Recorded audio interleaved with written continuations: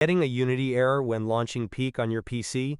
Whether it's a crash on startup, unityplayer.dll related message, or a generic Unity crash window, this video will help you identify and fix the issue step by step. These errors are often caused by corrupted files, graphics driver issues, or missing dependencies like DirectX or Visual C++ redistributables. Let's get Peek running smoothly again. First, open Steam and go to your library. Find Peek, right-click on it, and select Properties. Under Launch Options, you'll see a box where you can enter text. Now copy the launch command from the description of this video and paste it into that box. Close the window and try launching the game again. If the game starts, you're good to go. If it still doesn't work, go back into Launch Options and delete the command you just pasted.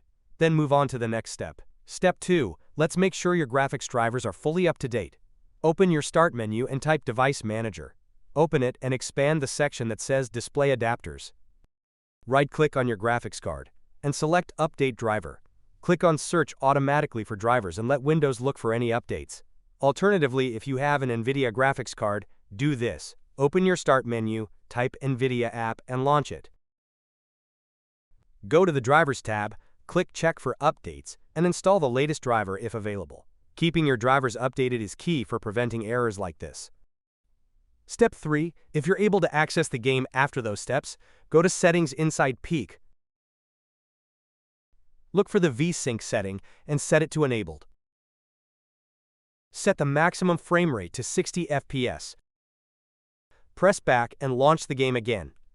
These settings help stabilize performance and may prevent Unity-related crashes.